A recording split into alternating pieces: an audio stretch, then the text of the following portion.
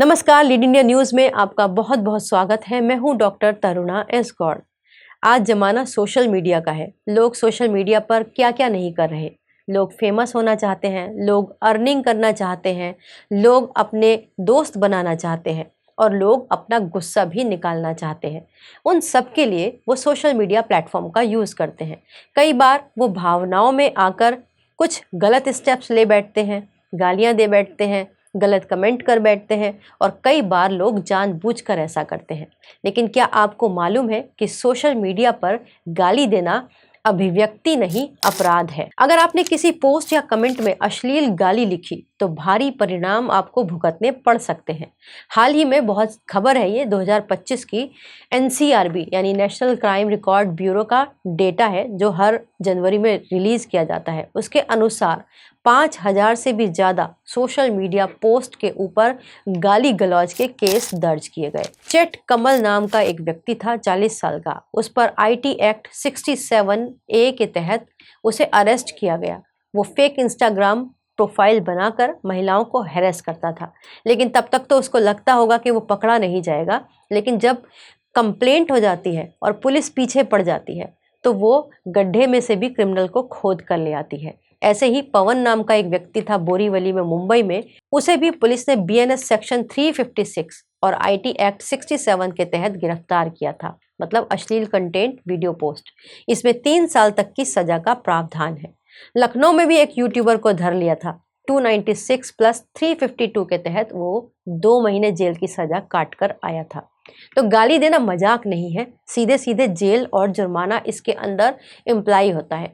तो social media पर अगर आप भड़ास के नाम पर कुछ गंदगी परोस देते हैं तो उसमें बीएनएस के कई सेक्शंस और आईटी एक्ट के सेक्शंस लागू होते हैं, जिनमें मुख्य रूप से सोशल मीडिया पर आपत्तिजनक, अश्लील या फिर अपमानजनक भाषा का प्रयोग किए जाने पर परिस्थितियों के अनुसार अलग अलग सजा और जुर्माना तय होता है। तो आइए जानते हैं बीएनएस के वो सेक्शन और आईटी के वो सेक्शंस जो आपके ऊपर भारी पड़ सकते हैं। बीएनएस का सेक्शन 296 ये कहता है कि सोशल मीडिया पर अगर आपने गाली दी, अश्लील शब्दों का प्रयोग किया तो आपको 3 साल की सजा या फिर 1000 रुपए का जुर्माना लग सकता है। सेक्शन 352, अगर मान लीजिए आपने कुछ अपमानजनक बातें लिख दी किसी के बारे में और ऐसी कुछ बात लिख दी जिससे झगड़ा भड़क जाए, 2 लोगों में आपस में झगड़ा हो जाए, 2 संप्रदायों में आपस में झगड़ा हो जाए, तो आपको आराम से 2 साल तक की कैद हो सकती है।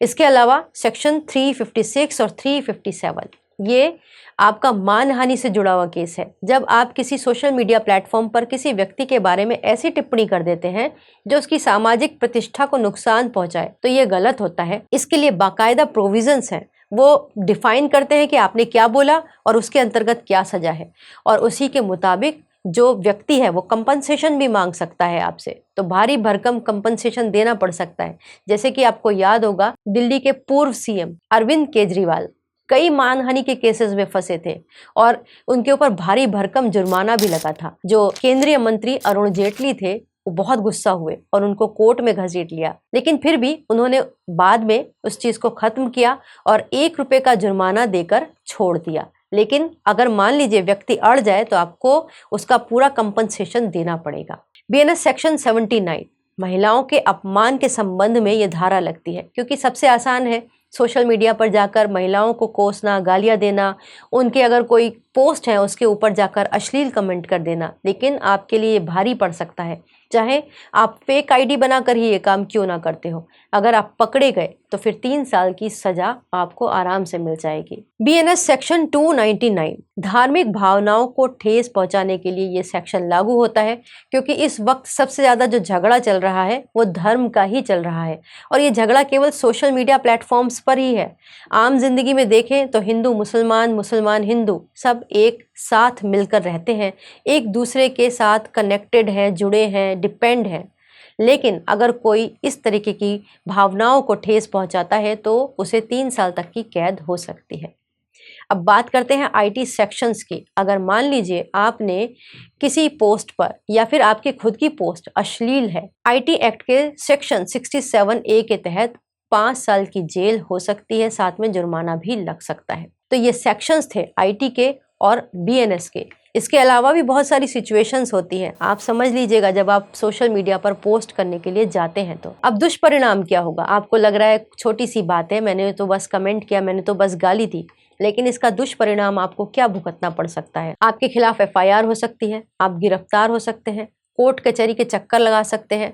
अगर आप जॉब कर रहे हैं तो आपके ऊपर क्रिमिनल केस होने के चक्कर में आपकी नौकरी जा सकती है, आपकी इमेज खराब हो सकती है, आपका पासपोर्ट, वीज़ा ये सब रिजेक्ट हो सकता है।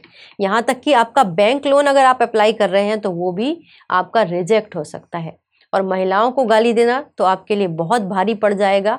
आपको बीएनएस और आईटी सेक्शंस के तहत साइबर सेल में आपके खिलाफ अगर कंप्लेंट हो गई तो बहुत भारी आपको जुर्माने के साथ जेल भी भरनी पड़ सकती है। तो कुल मिलाकर अपने दिल दिमाग की तरह सोशल मीडिया को भी साफ रखें। गाली गलौज, गंदगी ये सब सोशल मीडिया प्लेटफॉर्म पर ना फैलाएं, क्योंकि सोशल मीडिया प्लेटफॉर्म्स आज के समय में बहुत पावरफुल मीन्स हैं।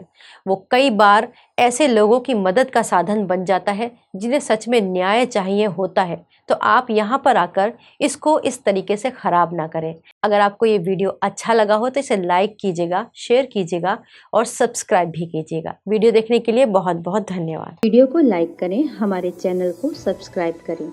हमारे वीडियो सबसे पहले देखने के लिए बेल आइकन प्रेस करना ना भूलें।